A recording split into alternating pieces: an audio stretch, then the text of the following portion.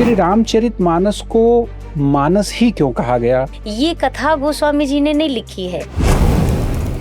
देवी जी को वैदेही के नाम से संबोधित कर रहे हैं। जी जी जी। इस नाम के पीछे का कारण क्या है? इस नाम के पीछे का कारण है श्री जनक जी महाराज को विदेह राज कहा जाता है। सर, आप कथा में कहते हुए सुनी जाती हैं कि कैकेयी निंदनीय नहीं है, वंदनीय है। कैकेयी मैया से कहा कि माँ, जब मेरे लिए सब राजगद्दी की तैयारी करें उस समय आप मेरे लिए वनवास मांग लेना। सबसे पहले दशरथ जी ने अपने प्राण त्याग दिए, जबकि हम कहते हैं कि माँ की ममता बहुत अधिक होती है। जैसे सुमंत जी लौट कर आए, दशरथ जी ने पूछा, सब ठीक है, मेरा राम कहाँ है? सुमंत जी ने कहा, तीनों में से कोई नहीं आया। भगवान श्री राम के 4 ही भाई थे। 4 ही भाई क्यों थे और वो कौन थे? कितने लोगों ने साधना करी है, तपस्या करी है, कितनों ने स्वयं को खत्म कर दिया तपस्या कर करके, लेकिन किसी को आज तक अमरता का वरदान नहीं मिला है। अकबर का और तुलसीदास जी का जब आमना सामना हुआ था, तब उस दौरान उन्होंने श्री हनुमान चालीसा की रचना की थी। जी। गोस्वामी जी से हटकर बैठा, नहीं कुछ चमत्कार करो नहीं तो कारागार में डाल दूंगा। भगवान शिव का वो धनुष कौन उठाएगा, तब जाकर के उनका विवाह होगा। फिर से धनुष रखा किशोरी जी ने। जनक जी ने कहा, कैसे किया? किशोरी जी ने फिर से उठाकर बता दिया, ये ऐसे किया।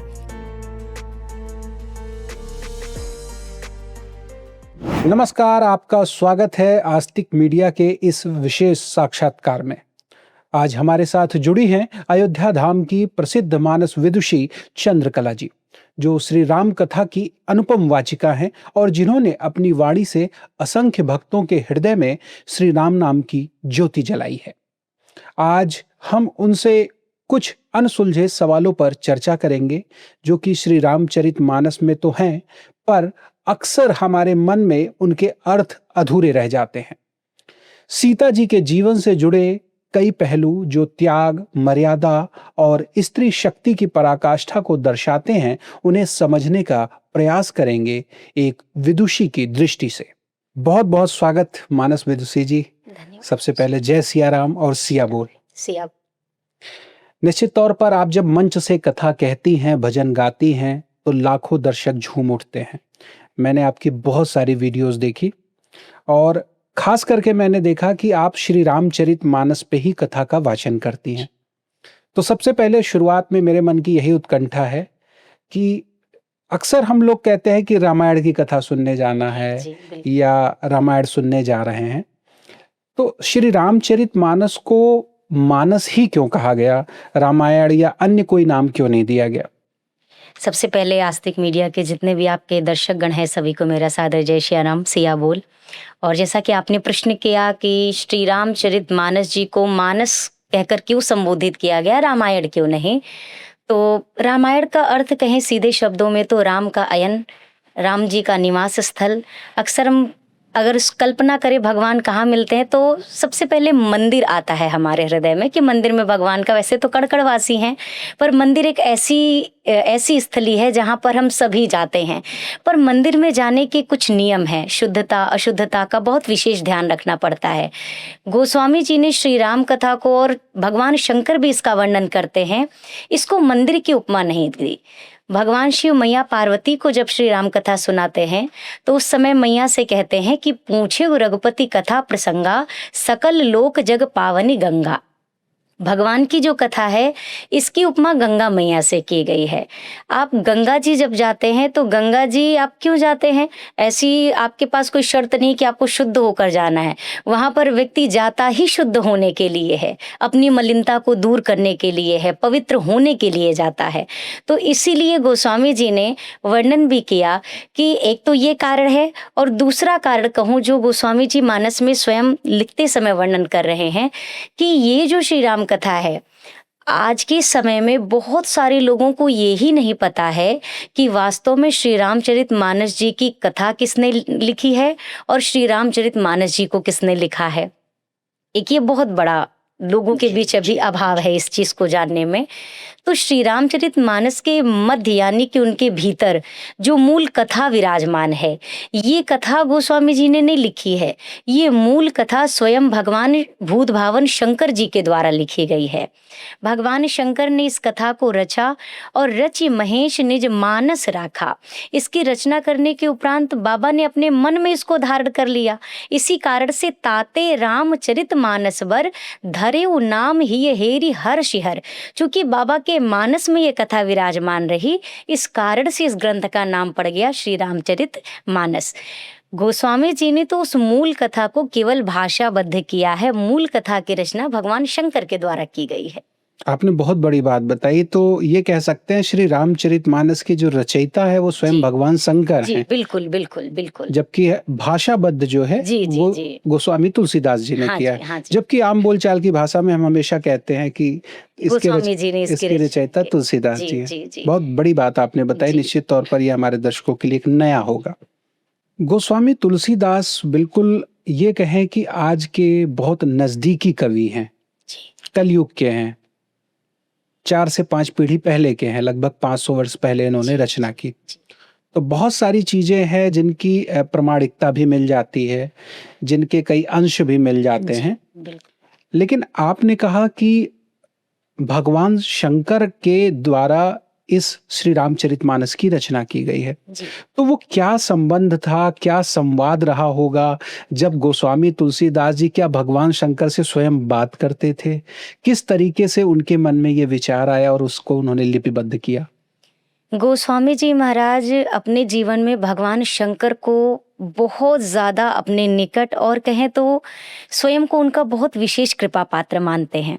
आप ऐसा दर्शन करिए जैसे गोस्वामी जी पक्के श्री राम भक्त, उनके जीवन में श्री सीताराम जी के सिवा कोई और दूसरा नहीं। लेकिन गोस्वामी जी महाराज काशी का उन्होंने कभी त्याग नहीं किया। अगर आप गौर करें जी, तो अधिकतर अगर देखिए कोई राम भक्त है तो अयोध्या में आकर रहना चाहेगा, कृष्ण भक्त है उसे मथुरा वृंदावन ब्रज की गलियां प्यारी लगेंगी।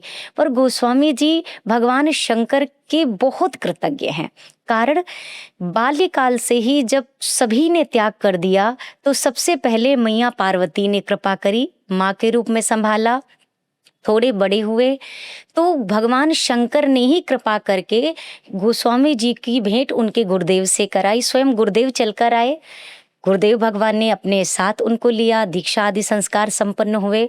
इस तरह जो समय बीता, इसके उपरांत भगवान शंकर ने ही गोस्वामी जी महाराज के जो पूज्य गुरुदेव भगवान है श्री नरहरिया दास जी महाराज, उनके हृदय में ये पूरी श्री राम कथा प्रेरित करी और यह कहा कि समय आने पर यह कथा आप गोस्वामी जी को, यानी जिनका प्रारंभिक नाम था राम बोला दीक्षा के पूर्व, जी, ये आप समय आने पर अपने इन शिष्य को अवश्य सुनाइएगा। गोस्वामी जी कहते भी हैं कि पुनि मैं निज गुरु सन सुनी कथा सो सूकर खेत, समुझ नहीं तस बालपन तब अति रहे अचेत। कि मैंने अपने गुरुदेव के मुख से यह कथा सुनी पर बाल्यवस्था थी, बहुत समझने की क्षमता नहीं। तदपि कही गुरु बार ही बारा, पर गुरुदेव ने बार बार वह कथा सुनाई और तब जाके समुझ पर्यो कछु मति अनुसारा। मुझे थोड़ा सा सारांश जो समझ में आया, भाषाबद्ध करब मैं सोई, मैं उसी का वर्णन कर रहा हूँ। और भगवान शंकर की कृपा का एक और विशेष प्रमाण मिलता है। गोस्वामी जी महाराज प्रारंभ में इस ग्रंथ की रचना संस्कृत भाषा में ही कर रहे थे, पर हुआ क्या, हफ्तों तक ऐसा चलता रहा कि गोस्वामी जी दिन से सायंकाल तक जो कुछ भी लिखते, वह रात्रि में जब लेखन कार्य बंद करते, प्रातः काल उठकर देखते तो जितना कुछ लिखा वह सब कुछ अदृश्य। एक दिन, 2 दिन, कई दिन बीते। अंत में गोस्वामी जी को लगा ये क्यों हो रहा है मेरे साथ। तब उस समय भगवान शंकर गोस्वामी जी के सन्मुख प्रकट हुए। उन्होंने कहा, गोस्वामी जी आप इस ग्रंथ की रचना बिल्कुल आम बोलचाल की भाषा में करिए, जिसे ज्ञानी से ज्ञानी और बिल्कुल ना अनपढ़ इंसान भी जिसके सरलता से समझ सके, पठन पाठन कर सके, बिल्कुल ग्रामीण बोलचाल की भाषा में लिखिए। गोस्वामी जी ने प्रश्न किया, क्या लोग इसे स्वीकार करेंगे? बाबा ने कहा, रचना तो करिए। रचना हो गई। अब लोगों ने विरोध करना शुरू किया। कि हम इसे ग्रंथ के रूप में नहीं स्वीकार कर सकते, जो एक आम बोलचाल की भाषा में, जो संस्कृत में नहीं है, देव भाषा में नहीं है, हम उसे नहीं शामिल कर सकते किसी ग्रंथ या पुराण में। गोस्वामी जी ने कहा भी कि भगवान शंकर से मुझे इसकी प्रेरणा मिली है, पर किसी ने इस तथ्य को स्वीकार नहीं किया। अंत में गोस्वामी जी ने कहा, बाबा ने मुझे प्रेरणा की है तो बाबा ही अब इसके लिए साक्षात्कार बनेंगे, वही गवाह बनेंगे। तो काशी विश्वनाथ जी के मंदिर में बिल्कुल प्रत्यक्ष प्रमाण इसका मिलता है कि विश्वनाथ जी के मंदिर में सबसे नीचे गोस्वामी जी के द्वारा लिखी गई श्री रामचरितमानस जी को, उसके ऊपर वेद पुराण उपनिषद शास्त्र सब कुछ को उसके ऊपर विराजमान करके कपाट बंद कर दिया गया, गर्भगृह ताला लगा करके छोड़ दिया गया प्रातः काल तक के लिए। प्रातःकालीन बेला हुई, बाबा से गोस्वामी जी रात्रि भर प्रार्थना करते रहे। प्रातःकालीन समय में जब गर्भगृह का कपाट खुला तो क्या देखते हैं, जिस ग्रंथ को सबसे नीचे रखा था वो श्री रामचरितमानस जी सबसे ऊपर विराजमान थे, सभी वेद के पुराण के सबसे ऊपर, और उसके प्रथम पृष्ठ पर भगवान शंकर का हस्ताक्षर था। आपने एक शब्द सुना होगा, सत्यम शिवम सुंदरम। ये भगवान शंकर के द्वारा किया गया हस्ताक्षर है श्री रामचरितमानस जी पे, जो भगवान शिव ने स्वयं यहाँ पर किया हस्ताक्षर, और ये जनमानस को प्रेरणा दी कि मेरी प्रेरणा से गोस्वामी जी ने इस ग्रंथ की रचना की है। जी जी साथ ही एक प्रसंग गोस्वामी तुलसीदास जी की चूंकि लगातार चर्चा जी, चल रही है और आप बहुत ही उसको भावुक तरीके से सुना रही हैं। एक प्रसंग ये भी मिलता है कि अकबर का और तुलसीदास जी का जब आमना सामना हुआ था, तब उस दौरान उन्होंने श्री हनुमान चालीसा की रचना जी की थी। जी जी। वो प्रसंग क्या है? वो ऐसा है कि गोस्वामी जी महाराज के सन्मुख एक बार एक स्त्री आई, उसका बिल्कुल नया नया विवाह हुआ था और पति की मृत्यु हो गई। बिल्कुल रोती हुई बिलखती हुई सब उसके शव को लेकर जा रहे थे। उसके समक्ष जब गोस्वामी जी की कुटिया पड़ी, वह गई चरणों से जाकर लिपट गई। गोस्वामी जी के मुख से निकला, सौभाग्यवती भव। अब वो कहने लगी, बाबा ये आपने क्या कहा, ये मेरे पति की शव यात्रा निकल रही और आप कह रहे सौभाग्यवती भव, सौभाग्य का आशीर्वाद दे रहे। गोस्वामी जी ने कहा, पुत्री अब मुख से निकला है तो मेरे वचन नहीं, ये मेरे प्रभु के ही वचन है, मैंने कुछ नहीं किया। अब अगर प्रभु ने ये वाक्य निकलवाया तो कुछ तो इसमें कारण होगा। उस समय उन्होंने राम नाम के प्रभाव से मुर्दे में प्राण डाल दिए, मुर्दा जीवित हो गया। अब ये यश जब गोस्वामी जी का फैला, चारों ओर चर्चा की गोस्वामी जी तो राम नाम के चमत्कार से मरे हुए में प्राण फूंक सकते हैं। चर्चा बढ़ते बढ़ते बढ़ते अकबर तक पहुंची। अब अकबर था तो बादशाह, पर उसे भक्ति और इन चीजों का क्या पता कि ये प्रभु की कृपा से होता है। बुलाया गोस्वामी जी को और कहा, बाबा सुना है बड़ा चमत्कार करते हो, चलो कोई चमत्कार करके दिखाओ। गोस्वामी जी ने कहा, राजन मैं कोई चमत्कारी थोड़ी ना हूँ कि मुझे कोई चमत्कार है, मैं तो एक साधारण सा मनुष्य हूँ, प्रभु का भजन जानता हूँ और कुछ नहीं। नहीं नहीं, सबको चमत्कार दिखाते, कुछ तो दिखाना पड़ेगा। अब उसे क्या पता कि प्रभु के भजन में इतना बल है कि प्रभु अपने भक्त की लाज रखने के लिए अपनी लेखनी को भी मिटा देते हैं। वो नहीं माना, गोस्वामी जी से हटकर बैठा, नहीं कुछ चमत्कार करो नहीं तो कारागार में डाल दूंगा। गोस्वामी जी ने कहा, कुछ हो मेरे भीतर तब तो प्रदर्शित करूं अपनी प्रतिभा, कुछ मेरा है ही नहीं, जो करना हो कर दो, मेरे पास कुछ नहीं जो तुम्हें दिखा सकूं। कारागार में डाल दिया। और कहते हैं उस 40 दिन की लगभग अवधि थी, ऐसा संतों के मुख से सुनने में आता है। गोस्वामी जी को कारागार में रखा और हनुमान चालीसा जिसमें 40 चौपाइयां आती हैं, गोस्वामी जी को कारागार में डाला। गोस्वामी जी हनुमान चालीसा की रचना करने लगे और कहते हैं 40वां वो दिन था, गोस्वामी जी महाराज की वह रचना संपन्न ही हुई थी कि ना जाने अनेकों अनगिनत संख्या में वानर अकबर के महल पर टूट पड़े। इधर से उधर ऐसा तांडव वानरों ने मचाया, अकबर भी हा हा कर बैठा, ये क्या हो गया, इतने सारे वानर कहाँ से आ गए, ये तो हमारी पूरे किले को ही तहस नहस कर दिया।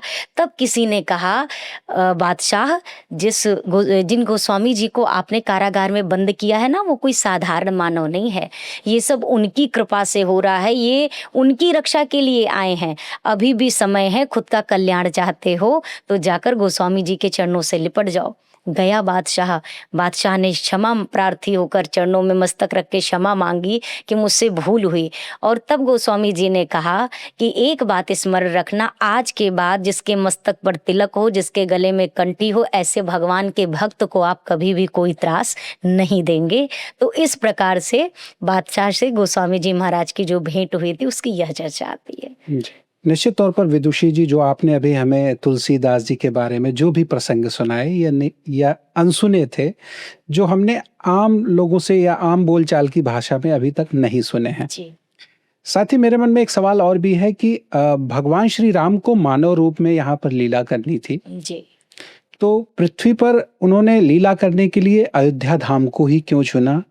और राजा दशरथ को ही अपने पिता के रूप में क्यों चुना? जी। या उसी परिवार में क्यों जन्म लिया? जी, इसके पीछे कारण देखिए, सबसे पहले चर्चा करूँ कि अयोध्या में ही क्यों जन्म लिया। तो संतों के मुख से मैंने ऐसी चर्चा सुनी है कि जब सारी सृष्टि जलमग्न हुई, उसके उपरांत जब सृष्टि की रचना आरंभ हुई तो सबसे पहले अयोध्या धाम की रचना हुई। इसीलिए सप्तपुरियों में भी सबसे प्रथम में अयोध्या धाम आता है। अयोध्या, जी। मथुरा, माया, काशी, कांची, अवंतिका, पुरी, द्वारावती चैव सप्तैता मोक्षदायिका। ये जो सबसे पहले रची गई वो हमारी अयोध्या नगरी। और दूसरी आपने चर्चा करी कि दशरथ जी को पिता के रूप में क्यों चुना, तो इसका कारण ये है, दशरथ जी का जो पूर्व जन्म था, उस समय दशरथ जी मनु और शत्रुपा, कौशल्या मैया शत्रुपा जी के रूप में थी और दशरथ जी महाराज मनु महाराज थे। जी। मनु जी कौन? सृष्टि के आदि माता पिता, जिससे हम मनुष्यों की उत्पत्ति हुई, हम जिनकी संतान है, इसीलिए हम मनुष्य कहे जाते हैं, क्योंकि हम मनु जी की संतान हैं। तो मनु जी महाराज और शत्रुपा मैया ने अखंड साधना करी। चौथेपन की अवस्था में मनु जी को एक बार लगा, होई न विषय विराग, भवन बसत बा चौथपन, हृदय बहुत दुख लाग, कि जन्म गयो हरि भजन बिन। जीवन चला गया, भगवान नहीं मिले, तो मैया को साथ में लिया, शत्रुपा जी को, सीधा निकल पड़े साधना के लिए। अखंड साधना की, इतनी कठोर साधना की कि मानस जी में वर्णन आता है कि शरीर की मांस चमड़ियां तक गल गई, केवल अस्थि पिंजर बस बचा रहा। ब्रह्मा जी आए, शंकर जी आए, वरदान मांगो, पर दोनों ने नेत्र नहीं खोले। अंत में प्रभु ने आकाशवाणी के माध्यम से कहा, मांग लीजिए जो मांगना चाहते हैं। वो शब्द कानों में पहुंचा, बिल्कुल ऐसा लगा आज ही आए हैं भवन से। मनु जी ने कहा कि केवल आवाज सुनकर के तृप्ति नहीं होगी, आपके दर्शन करने हैं। किस स्वरूप के दर्शन? जो स्वरूप भगवान शंकर और काकभुसुंडी जी के मन मंदिर में विहार करता है, वो स्वरूप चाहिए।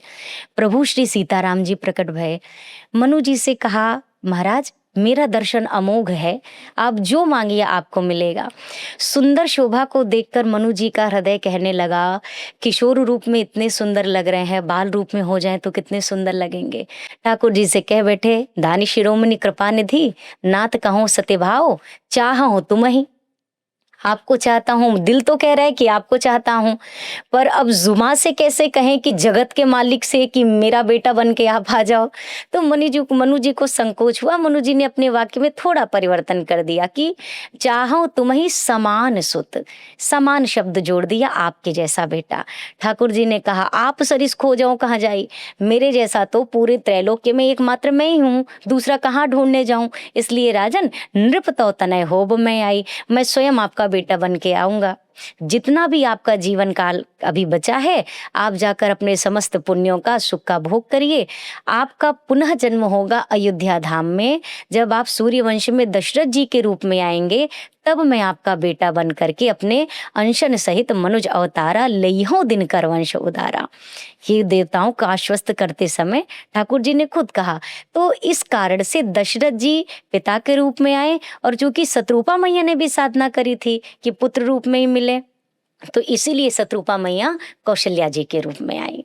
जी बिल्कुल, इसको हम सिलसिलेवार तरीके से ही चलते हैं। भगवान श्री राम का जन्म हो चुका है। जी जी यहाँ पर एक सवाल ये है कि भगवान श्री राम के 4 ही भाई थे, जी तो निश्चित रूप से वो कोई ना कोई विशेष अवतार रहे होंगे, या उसके पीछे भी कोई ना कोई कारण रहा होगा। जी बिल्कुल। 4 ही भाई क्यों थे और वो कौन थे? ये ठाकुर जी ने कहा ना, जब देवताओं ने प्रार्थना करी कि प्रभु आप प्रकट होइए, कोई ऐसा उपाय दीजिए कि रावण के त्रास से मुक्ति मिले, तब देवताओं को आश्वस्त करते समय ठाकुर जी कहते हैं कि जन डरपहु मुनि सिद्ध सुरेशा, तुम ही लागे धरि हूँ नरवेशा, अंशन सहित मनुज अवतारा। तो यहाँ पर ठाकुर जी ने कहा, मैं अपने अंशों के सहित आपका दुख दूर करने के लिए दिनकर वंश यानी सूर्य वंश में आऊंगा। अब ये अंशों के विषय में कई चर्चा अनेक प्रकार की आती है।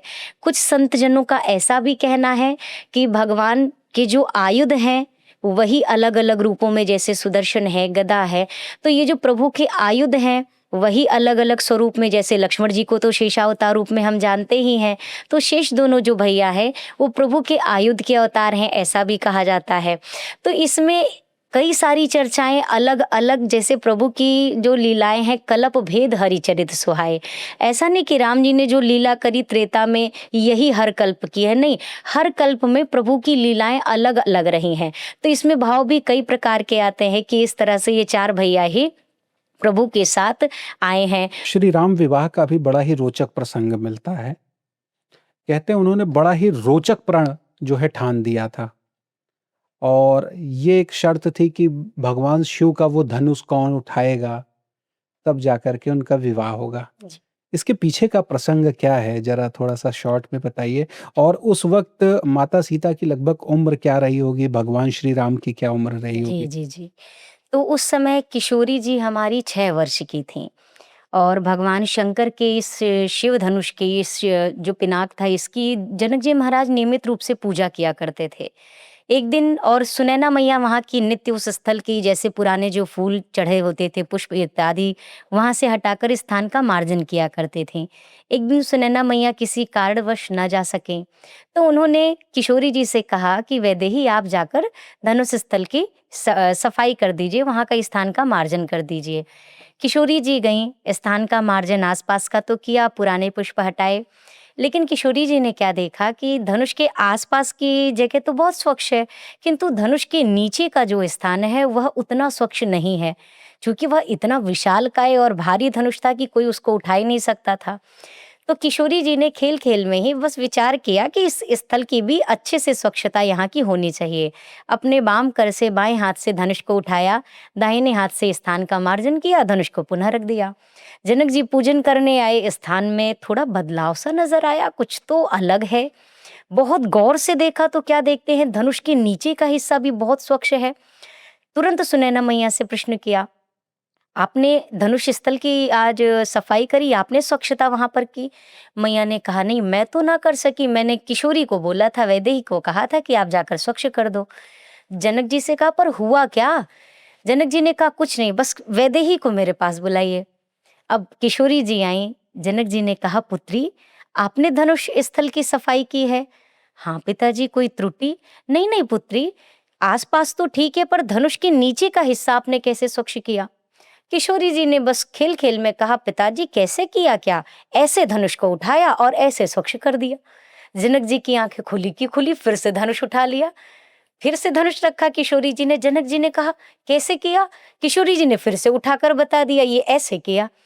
अब जनक जी महाराज व्याकुल हो गए, मैया को तो भेजा, पर सुनैना मैया से कहने लगे, सुनैना हमारी ये पुत्री कोई साधारण बालिका तो नहीं हो सकती। तुरंत गुरुदेव को बुलवाया, श्री याज्ञवल्क्य जी आए। महाराज मेरी तो चिंता बढ़ गई जब से पुत्री का यह मैंने देखा है कार्य, अब इसका उपाय कैसे होगा?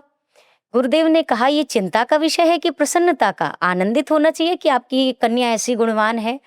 लेकिन महाराज चिंता इस बात की है, अगर कन्या, चलिए कोई वर ढूंढो, वह वर रूप में कन्या से कम हो तो ठीक है, चल जाएगा, धन में कोई कम हो तो चल जाए, पर वह पुरुष ही क्या जो स्त्री से बल में भी कम हो, तो ऐसा वर ढूंढ के मैं क्या करूंगा? कम से कम बल में तो मेरी पुत्री को जो बराबरी दे सके, ऐसा वर तो ढूंढना ही होगा।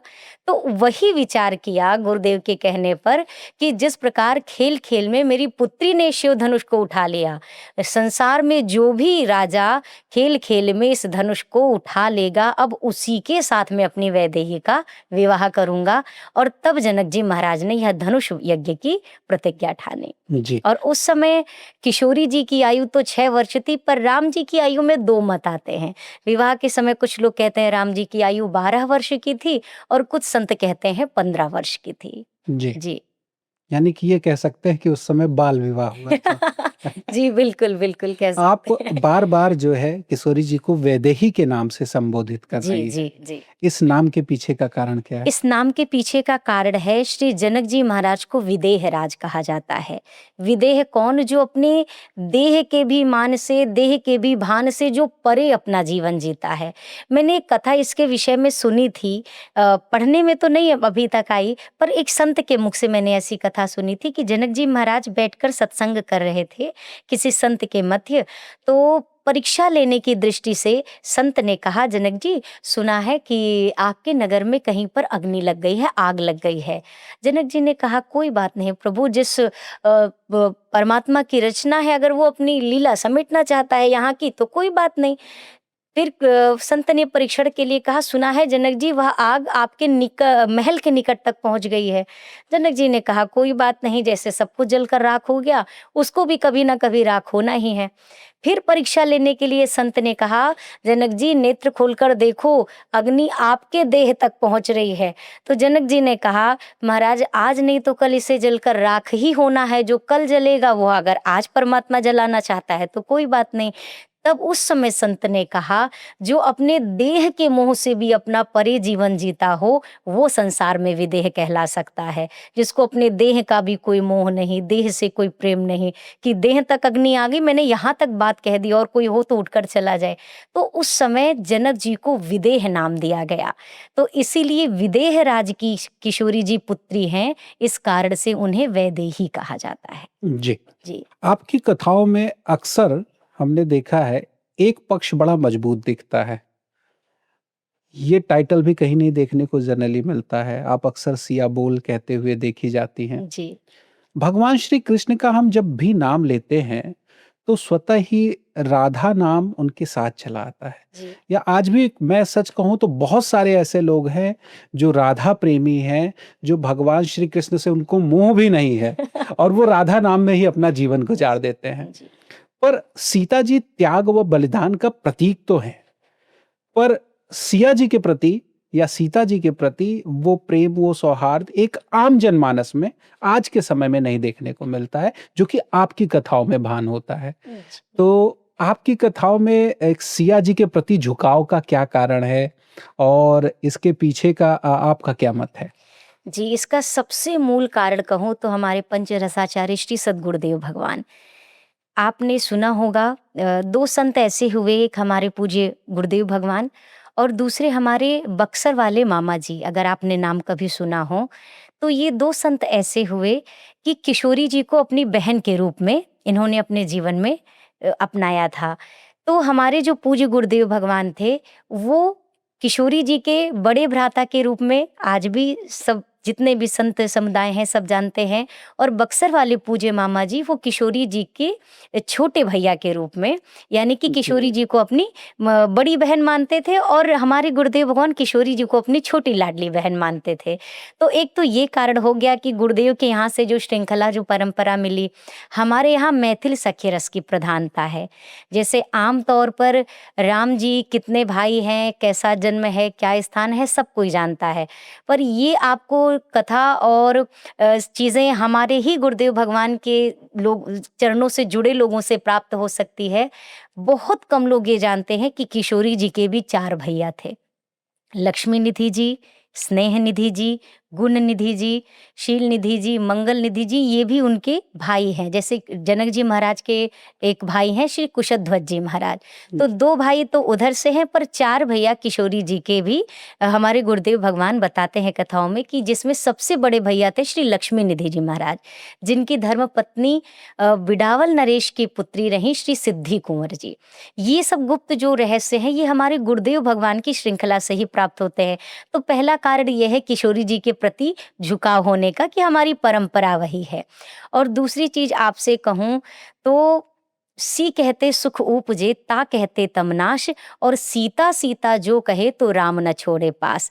किशोरी जी जैसी कृपालुता संसार में आपको कहीं नहीं मिलेगी। राम जी के पास जाए तो थोड़ी शर्त है। आप मानस जी में भी जब पढ़ेंगे तो राम जी पहले ही अपने बाहर साइन बोर्ड लगाकर बैठे हैं कि निर्मल मन जन सो मोहि पावा, मोहि कपट छल छिद्र न भावा, मेरे पास तक आना है तो निर्मल मन लेके आओ। अब मैं आपसे एक बात कहूँ, अगर मन निर्मल करना इतना आसान हो हमारे आपके लिए, तो हमारे जीवन की तो सारी समस्या ही नष्ट हो जाए। तो वो हो नहीं सकता। तो अब हमें क्या करना है, जनक सुता जग जननी जानकी, अतिशय प्रिय करुणा निधान की, ताके जुगपद कमल मनावऊं, जासु कृपा निर्मल मति पावऊं। ये निर्मल मन कैसे हो जाएगा, तो किशोरी जी का नाम जप लो, निर्मल मन हो गया। और जब मन निर्मल हो गया तो राम जी आपको अब वैसे ही प्राप्त हो गए। तो सरल रास्ता कौन है, हम किशोरी जी को पकड़े, जैसे सारी हमारे अंदर के विकार हैं किशोरी जी नष्ट करेंगी, तो राम जी तो हमारे बगल ही खड़े हैं हमको स्वीकार करने के लिए। तो ये कारण है किशोरी जी को प्रधानता देने की। जी। और किशोरी जी के एक नहीं कई स्वरूपों का दर्शन आपको मानस जी में ही हो जाता है, हर पहलू के दर्शन। अगर किशोरी जी के त्याग का दर्शन करना हो, आप वनगमन का प्रसंग देख लीजिए। आपको किशोरी जी के करुणा का दर्शन करना हो तो आप जयंत का प्रसंग उठा लीजिए। आपको किशोरी मैया की कृपा का दर्शन करना हो, अब किशोरी जी ने कृपा किस पर की, तो अब कृपा के लिए आप सबसे पहले श्री हनुमान जी महाराज का चरित्र देखिए। प्रथम भेंट है हनुमान जी की किशोरी जी से, इसके पहले कोई भेंट कहीं पर भी नहीं हुई है मैया से। गए, प्रणाम किया, परिचय दिया, प्रभु की कथा सुनाई, और मैया इतनी प्रसन्न हो गई। मैया ने वहीं पर इतने लोगों ने साधना करी है, तपस्या करी है, कितनों ने स्वयं को खत्म कर दिया तपस्या कर करके, लेकिन किसी को आज तक अमरता का वरदान नहीं मिला है। अमरत्व का वरदान किसी ने नहीं दिया, ना ब्रह्मा जी दे सके, ना शंकर जी दे सके। हाँ, उसके रूप में कोई भी और वरदान दे दिया, ऐसे नहीं मरोगे, अस्त्र से नहीं, शस्त्र से नहीं, जैसे हिरण्यकश्यप का जी प्रसंग जी आता है, जी जी जी। तो वो दिया। पर सीधा कोई ना कह सका कि अमर हो जाओगे, चाहे कितनी भी कठिन साधना कर लीजिए। और मेरी किशोरी जी की कृपा देखिए, प्रथम भेंट में हनुमान जी महाराज से क्या कहते हैं, अजर अमर गुण निधि सुत हो, पुत्र अजर हो जाओ, अमर हो जाओ, गुणों की खान हो जाओ, और राम जी तुम पर खूब कृपा करें। हनुमान जी ये वरदान किशोरी जी ने प्रथम भेंट में दे दिया। अब आप दर्शन करिए कितनी कृपा भरी है किशोरी जी के अंदर। और शक्ति का आपको दर्शन करना है, रावण जैसा त्रैलोक के विजेता, जिसके चलने से देवता कांपते थे, गर्भवती स्त्रियों के गर्भ गिर जाया करते थे, ऐसी सामर्थ्य थी रावण के अंदर। उस रावण के सामने किशोरी जी एक तिनका लेकर बैठ जाती हैं। तृण धरी ओट कहत वै देही, एक तिनके का ओट ले लेती हैं, तो रावण की सामर्थ्य नहीं है कि किशोरी जी का स्पर्श भी कर सके। उस तिनके को भी जो वज्र से ज्यादा संबल प्रदान कर दे, ये किशोरी जी का शक्ति स्वरूप है। तो हर एक चीज जो आपको किशोरी मैया के चरित्र में दर्शन हो जाएंगे, लेकिन कारण ये है कि अभी हम इन रहस्यों से थोड़ा सा अछूते हैं, क्योंकि हम उतनी गहराई में नहीं, स्वयं मेरे को लिए नहीं भी ये प्रविष्ट बिल्कुल नया करते। था। आपने अभी जैसा जी बताया, हम सब जानते हैं कि हनुमान जी अमर हैं, जी जी, पर ये बहुत कम लोग जानते कि हैं कैसे कि हैं। अमरत्व का वरदान उन्हें किसने दिया जी था। जी जी ये आपने बिल्कुल बताया कि सीता मैया की ही देन है। जी तो ये निश्चित तौर पर शायद यही वजह है कि आपका भी रुझान जो है सीता मैया के प्रति ज्यादा रहता है। हमारे लिए वो सरल रास्ता है। जैसे बच्चा गंदे कपड़े पहन रखा हो, पिताजी ऑफिस जाने को निकल रहे हो, बच्चा मिट्टी में लपेटे हो, गंदे कपड़े हो, काजल फैल रखा हो, और पिता के पास जाकर बाहें फैलाए कि मुझे गोदी में लो, मुझे भी घुमा दो। अब पिता ने तो ऑफिस का ड्रेसअप किया हुआ है, पिताजी क्या गोदी में लेंगे उसे, अरे नहीं नहीं नहीं नहीं, कपड़े गंदे, मेरे भी गंदे हो जाएंगे। तो बच्चा क्या करेगा, बच्चा रोता रोता माँ के पास जाएगा। अब माँ रोते बच्चे को वो मैल नहीं देखेगी, वो मिट्टी नहीं देखेगी, उस मिट्टी में सने बच्चे को माँ गोद में उठा लेगी, अपने ही आंचल से उसका मुंह पोंछेगी, उसकी धूल को साफ करेगी। जब स्वच्छ कर देगी मैया, और तब पिता के पास लेकर जाएगी, तो पिता को भी एक बार लगता है, लो 5 मिनट इसको गोदी में ले लूं, फिर ही मैं अपने काम के लिए प्रस्थान करूं। तो बस वैसे ही हम जो जीव हैं, विषयों से, विकारों से, मल से हम जो ग्रसित हैं अपने जीवन में, हम जब किशोरी जी के शरण में जाते हैं ना, तो राम जी की तरह किशोरी जी ये नहीं देखती कि इसके अंदर विकार है, इसके अंदर विषय है, इसके अंदर बहुत मलिनता है। किशोरी जी स्वयं उस मलिनता को स्वच्छ कर कर हमें प्रभु के, हमें जगत पिता की गोद में बैठने का अधिकारी बना देती हैं।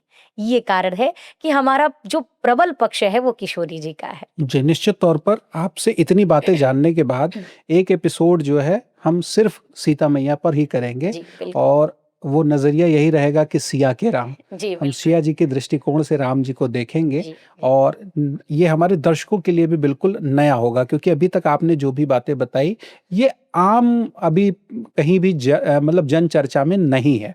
या आम लोग जनरली इस चीज़ों को नहीं समझते हैं या नहीं जानते हैं।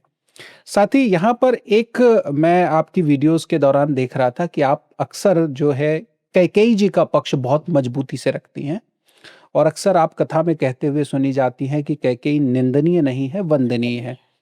जबकि हम सब जो जानते हैं, हम उनको एक स्वार्थ के रूप में देखते हैं या एक स्वार्थी महिला के रूप में देखते हैं। स्वयं उनके पुत्र ने भी उनका त्याग कर दिया, इस तरीके से हम बिल्कुल, देखते हैं। लेकिन आपकी कथा को सुनने के बाद लगता है कि वो तो त्याग की प्रतिमूर्ति हैं। बिल्कुल। इसमें कोई दो राय नहीं है। और आध्यात्म रामायण में ऐसी चर्चा आती है, ये वनगमन का जितना भी कुछ दृष्टांत तैयार हुआ, ये रूपरेखा जो है ये स्वयं प्रभु के द्वारा बनाई गई। बाल्यावस्था में ही कैकेयी मैया से खेल-खेल में, कथा तो लंबी है, फिर कभी आपसे इसे मैं विस्तार में चर्चा करूँगी, अभी मैं शॉर्ट में ही आपसे वर्णन करूँ। तो कैकेयी मैया से कहा कि माँ, जब मेरे लिए सब राजगद्दी की तैयारी करें, उस समय आप मेरे लिए वनवास माँग लेना। कैकेयी जी ने कहा, ठीक है पुत्र, जो आप कहो मैं आपके लिए तत्पर हूँ करने के लिए। पर माँ, मैं जो माँगूँगा ना आपसे, तब ये वर्णन नहीं किया कि वनवास ही चाहिए, केवल ये कहा एक आपसे वरदान चाहिए, वचन दो कि आप वो करोगी जो मैं कहूँगा। कैकेयी जी ने कहा, जो आप कहिए रघुनंदन। राम जी ने कहा, पर माँ आपको समाज में तिरस्कार का सामना करना पड़ेगा। कैकेयी जी ने कहा, स्वीकार है। माँ, हो सकता है संसार में कोई माँ अपनी बेटी का नाम फिर कैकेयी नहीं रखेगी आपके इस कार्य के बाद। राम जी से कहा कैकेयी जी ने, मुझे स्वीकार है। राम जी ने आगे कहा, माँ, हो सकता है आपकी मांग का सिंदूर भी मिट जाए। अश्रुपूरित होकर कैकेयी मैया जी ने कहा, वो भी स्वीकार है। राम जी ने कहा, आपका पुत्र आपका त्याग कर दे, हो सकता है जिंदगी भर आपका पुत्र आपको माँ कहकर ना बुलाए। कैकेयी मैया ने कहा, राम एक बात बताओ, मेरा पुत्र तो मुझे राम कहकर माता कहकर नहीं संबोधित करेगा, आप तो मुझे माँ कहकर स्वीकार करोगे ना? आप तो मेरा परित्याग नहीं करोगे? राम जी ने कहा, माँ, राम संसार में कुछ भी छोड़ सकता है पर अपनी कैकेयी मैया का त्याग कभी नहीं कर सकता। कैकेयी जी ने कहा, तो बस मुझे स्वीकार है। पर माँ, संसार आपको गलत समझेगा, कोई नहीं, हजारों वक्ता भी अगर व्यास गद्दी से बैठकर आपके लिए आपके पक्ष में बात रखेंगे, फिर भी कोई आपको सही नहीं समझेगा। कैकेयी जी ने कहा, आप तो सही समझोगे। राम जी ने कहा, माँ, तो तेरे जैसा हितैषी मेरा और कौन होगा? कैकेयी मैया ने कहा, जो भी हो, अगर आपकी प्रसन्नता है रघुनंदन, तो मैं तैयार हूँ। और वो कारण था, राम जी के कहने पर कैकेयी मैया ने पूरे अपमान का विष स्वयं पी लिया। और इसीलिए आप दर्शन करिएगा, जब कैकेयी जी राम जी से अपने वरदान की चर्चा करती हैं, राम जी जब आए, दशरथ जी मूर्छित पड़े थे, कैकेयी जी को प्रणाम करके कहा, मुहि कहूँ मात, तात दुख कारण। माता, मुझे पिता के दुख का कारण कहिए, जो भी उपाय होगा इन्हें स्वस्थ करने का करूंगा। तो कैकेयी जी ने अपने दोनों वर बता दिए कि मैंने 2 वर मांगे जो आपके पिता के पास सुरक्षित थे, एक में आपका वनवास मांगा, एक में भरत के लिए राज तिलक मांगा। इतना सुनते ही राम जी के शब्द बदल गए। राम जी कहते हैं, सुनु जननी सोई सुत बड़भागी, जे पितु मातु बचन अनुरागी। आए थे तब क्या बोला? माता। हाँ। अब क्या कह रहे हैं? जननी। अब दोनों में जमीन आसमान का फर्क है। ऐसा नहीं कि दोनों एक ही शब्द है, एक ही अर्थ है दोनों का, नहीं। माता, हमारे माँ की उम्र की किसी भी मैया को हम मैया, माताजी कहकर बुला सकते हैं, पर जननी कहकर उसी को संबोधित किया जाता है जिसने जन्म दिया हो। अब राम जी को तो जन्म देने वाली कौशल्या जी हैं, तो फिर कैकेयी जी को क्यों जननी कहकर? राम जी के मुख से निकला कोई भी वाक्य अकारण नहीं हो सकता है। जी। उसी समय मानो प्रभु संकेत दे रहे हैं सबको कि राम को जन्म देने वाली तो कौशल्या अम्बा है, पर मर्यादा पुरुषोत्तम राम को जन्म देने का कार्य अगर किसी ने किया तो वो कैकेयी जी ने किया। और आप केवल ऐसा विचार करिए, आप मेरे कहने पर भी मत जाइए, ऐसे सोचिए कि अगर कैकेयी मैया राम जी के लिए वनवास नहीं मांगती, अयोध्या कांड का आरंभ राम वनगमन से ही है, तो अगर ये वनवास नहीं होता तो राम कथा का विस्तार कितना होता। राम जी अयोध्या वासियों के तो होते, चलो देव कार्य के लिए आए हैं, देवता भी पूजते, वंदन करते, राज्य तिलक हो जाता। पर क्या संसार ये जान सकता था कि भगवान को 56 भोग ही नहीं, शबरी के बेर भी अपने वश में कर लेते हैं? क्या संसार को कभी ये पता लगता, जो लोग कहते हैं कि मानस जी में जाति पाति की गई है, गोस्वामी जी ने ऊंच नीच का भेद किया गया है, क्या संसार ये कभी समझता कि सबसे पहले अगर प्रभु ने किसी को अपनाया तो वो निषाद राजगो थे, उनको गले लगाया। केवट जी को नैया के बहाने से मिल गया। अरे मनुष्यों को तो आप उस परपाटी को छोड़ दीजिए, कौन संसार में ये जान सकता था कि भगवान यानी गिद्धराज जैसे पक्षी पर भी अपनी कृपा का यहाँ पर वर्षण करते हैं। केवल मनुष्य को नहीं, जो भी मार्ग में मिला, कोल, किरात, वानर, भालू, सबको किसने अपनाया? रघुनंदन ने। और प्रभु के सरल स्वभाव का उजागर कैसे हुआ? वनगमन के कारण। तो शबरी को उनका राम देने के लिए, केवट को उनका राम देने के लिए, निषाद राज, वानर, भालू, कोल, किरात, इनको उनके राम से मिलाने के लिए, और सब तो छोड़ दीजिए, रावण का उद्धार कैसे होता? रावण के जितने कुल के लोग हैं उनका उद्धार कैसे होता? तो ये सब लोगों का कल्याण करने के लिए कैकेयी जी ने स्वयं अपयश का विष पिया। तो आप कैसे कह सकती हो कि कैकेयी जी ने निंदनीय कार्य किया? इससे वंदनीय कार्य कौन करे? अपना हित तो संसार सोचता है, जो जगत हित का सोचे उससे पूजनीय और वंदनीय संसार में दूसरा कोई नहीं। जी, जी। एक सवाल ये भी आता है कभी-कभी मेरे मन में कि राजा दशरथ के 4 पुत्र थे, पर माँ कौशल्या का तो एक ही पुत्र था। जी, और जब श्री राम जी वन जाते हैं, तो सबसे पहले दशरथ जी ने अपने प्राण त्याग दिए। जबकि हम जी, कहते हैं कि माँ की ममता बहुत अधिक होती है। जी। तो ऐसा क्यों हुआ? इसका कारण ये है, मैंने प्रारंभ में आपसे चर्चा करी कि जी, मनु और शत्रुपा जी, जी। ये उसी समय की बात है जब उन्होंने तपस्या करी। हुँ। तो एक वरदान तो ये मांगा कि मुझे आप पुत्र के रूप में मिलें, जी, और दूसरा वरदान ये मांगा कि प्रभु जब आप मुझे मिल जाएं तो आपके प्रति मेरा प्रेम कैसा हो। कैसा प्रेम? मनि बिनु फनी, जिमि जल बिनु मीना, मम जीवन तिमि तुम ही अधीना। प्रभु, जिस प्रकार मछली का प्रेम जल से होता है, जिस प्रकार सर्प का प्रेम अपनी मणि के प्रति होता है, वैसा ही प्रेम आपके प्रति मेरे हृदय में रहे। जैसे 2 वियोग राम जी और दशरथ जी के मध्य दर्शन में आते हैं। एक तो जब विश्वामित्र जी लेकर गए, वो वियोग था, और दूसरा वियोग था जब वनवास गए 14 वर्ष के लिए। तो प्रथम वियोग को ऐसे समझिए कि ये मणि और फनी का वियोग है, अर्थात सर्प से उसकी मणि को दूर कर दिया जाए तो सर्प व्याकुल तड़पता रहता है, कब तक? जब तक मणि को वापस प्राप्त ना कर ले। लेकिन दूसरा उदाहरण है जल और मछली का। मछली को अगर जल से बिलग कर दिया जाए तो वो एक निमिष भी जीवित रह पाने वाली नहीं है। इसीलिए प्रथम वियोग तो दशरथ जी सह गए, क्योंकि जानते थे आज नहीं तो कल फिर से भेंट जल्द हो जाएगी। पर दूसरा वियोग जल और मछली की तरह, कि अब 14 वर्ष की अवधि है, राम जी 14 साल के पहले मुझे बिल्कुल नहीं मिलेंगे। जब तक सुमंत जी नहीं आए थे, 6वीं रात्रि में दशरथ जी ने प्राण त्यागे हैं राम जी के जाने के बाद। जब तक सुमंत जी नहीं आए थे तब तक दशरथ जी अपने प्राणों को लेकर सहेज कर मानो बैठे थे अपने प्रभु के इंतजार में, राम जी की प्रतीक्षा में। जैसे सुमंत जी लौट कर आए, दशरथ जी ने पूछा, सब ठीक है, मेरा राम कहाँ है? सुमंत जी ने कहा, तीनों में से कोई नहीं आया, बस वही वो पल था कि राम राम कही, राम कही, राम राम कही, राम तन परिहरि रघुवर विरह राव गए सुरधाम।